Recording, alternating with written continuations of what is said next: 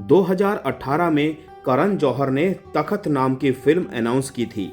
ये एक historical drama film थी जो औरंगजेब और दारा सिकोह की कहानी बताने वाली थी।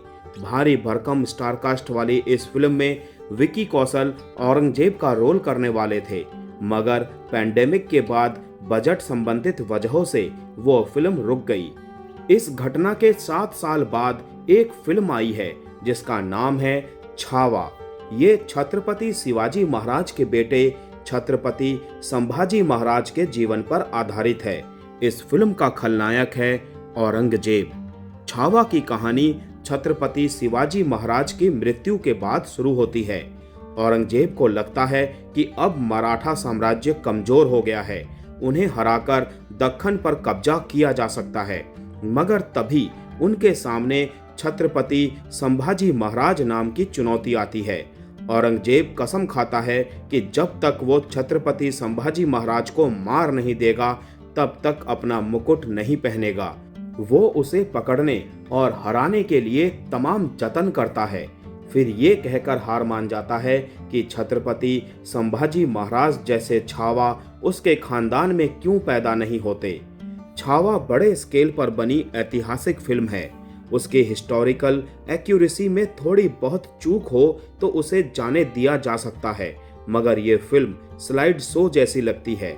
ऐसा लगता है कि मेकर्स ने छत्रपति संभाजी महाराज के जीवन पर रिसर्च की, उसमें से कुछ बड़े मोमेंट्स निकाले, उन्हें ग्रैंड लेवल पर शूट किया और साथ में लाकर जोड़ दिया।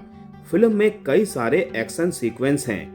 विकी कौशल को उनके कैरियर का सबसे मासी इंट्रोडक्टरी सीन मिला है। इस तकरीबन नेवर एंडिंग ओपनिंग सीन में विकी को सिर्फ चिल्लाते हुए दिखाया गया है। इस सीन के मकसद से ये बताने की कोशिश की जाती है कि छत्रपति बेहद निडर और आक्रामक फाइटर हैं, मगर वो स्क्रीन पर बहुत लाउड और ओवर द टॉप लगता है। फिल्म के शुरुआती 15 मिनट में फिल्म का बैकग्राउंड स्कोर इतना ऊंचा है कि आपको अपने कान पर हाथ रखने पड़ते हैं। इस ओपनिंग सीक्वेंस के बीच मेकर्स ने एक सिंडलर्स लिस्ट सरीका रेफरेंस इस्तेमाल किया है। मुगल सेना से युद्ध करते वक्त छत्रपति को एक रोता हुआ बच्चा नजर आता है। वो उसे युद्ध के मैदान से उठाकर उसकी मां के हवाले कर देते हैं। फिर कुछ सेकंड तक वो इस रोते हुए बच्चे की ओर ताकते रहते हैं, मानो अचानक से उन्हें युद्ध की विभीषिका और निरर्थकता का आभास हो गया हो, मगर अगले ही पल पलटकर वो दुश्मनों पर टूट पड़ते हैं। आगे मेकर्स इस चीज को उनके बचपन से जोड़ देते हैं, जो कि लेट डाउन लगता है, क्योंकि ये उनका मोमेंट ऑफ रियलाइजेशन हो सकता था जो उनके किरदार की गहराई को दिखाता। खैर, आजकल फिल्में सब्जी की तरह बनती हैं। सबसे पहले ओपनिंग सीक्वेंस तैयार होता है, फिर हीरो की एंट्री होती है, उसके बाद प्री इंटरवल ब्लॉक, फिर क्लाइमैक्स आता है।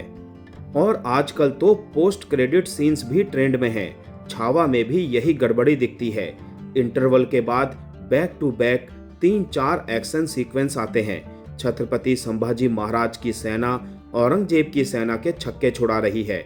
ये बड़े ही करीने से तैयार किए गए शानदार और स्टाइलिश एक्शन पीसेज हैं। इन्हें देखने में वाकई में मजा आता है, मगर ये साथ आकर फिल्म को बेहतर बनाने में मदद नहीं करते। ये इस फिल्म की सबसे ज्यादा खलने वाली बात है। दूसरी रश्मिका मंदाना है। रश्मिका इस फिल्म में जितनी भी जगह स्क्रीन पर आती है, फिल्म को नुकसान ही होता है, क्योंकि ना तो वो मराठी एक्सेंट अपना पाई है और ना ही उनकी परफॉर्मेंस ऐसी है। जो बात चिल्लाकर कही जाए वही सही और महत्वपूर्ण हो, ये जरूरी तो नहीं है। इसका उदाहरण आपको छावा में ही मिल जाएगा। औरंगजेब का किरदार पूरी फिल्म में बमुश्किल 20 शब्द बोलता है, मगर उससे गंभीर और मजबूत पात्र कोई नहीं है। आपको दिखेगा कि औरंगजेब अति क्रूर व्यक्ति है जो अपना साम्राज्य बढ़ाने के लिए किसी भी हद तक जा सकता है। उसके रास्ते में जो भी आएगा वो उसे मार देगा, चाहे वो उसका अपना ही बेटा क्यों ना हो। उसके कैरेक्टर की ये बातें हमें उसकी देह भाषा और चुप्पियों से ही समझ आ जाती है। उसे चिल्लाने की जरूरत नहीं पड़ती। औरंगजेब का रोल अक्षय खन्ना ने किया है और इसके लिए उनकी भरपूर तारीफ की जानी चाहिए। जीतू वीडियोकॉन से औरंगजेब का सफर आसान तो नहीं है। वो एक एक्टर के तौर पर उनकी रेंज बताता है। तमाम खामियों के बीच छावा का भी एक रिडेम्पशन आर्क है। वो है फिल्म का क्लाइमैक्स, जिसकी झलक फिल्म के ट्रेलर में भी मिलती है। ये छत्रपति संभाजी महाराज के जीवन का आखिरी युद्ध है। इस वॉर सीक्वेंस में मेकर्स ने अपनी सारी मेहनत झोंक दी है। कैमरा वर्क से लेकर एक्शन और एक्टर्स का काम सब आला दर्जे का है। यही 15-20 मिनट का है जो फिल्म की लाज बचाते हैं, मगर फिल्म के अंत को इतना लंबा खींच दिया गया कि वो बोझिल बन जाता है। इस फिल्म की दूसरी गौरतलब बात यह है कि वो किसी एजेंडा को आगे बढ़ाने की कोशिश नहीं करती, किसी को ऊंचा उठाने के लिए दूसरे को नीचा नहीं दिखाती। एक सीन में छत्रपति संभाजी महाराज का किरदार कहता है कि उनकी लड़ाई किसी धर्म के लोगों से नहीं है, सिर्फ उन लोगों से है जो उनके स्वराज के आइडिया के खिलाफ हैं। ये फिल्म विकी कौशल के लिए शारीरिक तौर पर मुश्किल रही होगी। जहनी तौर पर यह कुछ खास डिमांड नहीं करती। हमने विकी का इससे बेहतर काम देखा है। छावा उनके कैरियर की सबसे मसाला फिल्म है। छावा हार्मलेस एंटरटेनमेंट है। ये आपको टुकड़ों में एंटरटेन करने की कोशिश करती है। कुछ मौकों पर सफल भी होती है। अधिकतर मौकों पर छावा एक ऐसी फिल्म बनी रहती है जिससे आप कुछ बेहतर होने की उम्मीद लगाए रहते हैं। अगर आप इतिहास में थोड़ा सा भी रुचि रखते हैं तो फिल्म देखने के बाद ठगे हुए महसूस करेंगे। फिर भी अगर इसे अनुभव के तौर पर देखना चाहते हैं तो थोड़े समय इंतजार करें। OTT प्लेटफॉर्म पर देखना ज़्यादा बेहतर होगा। इससे आपका पैसा और समय दोनों बचेगा।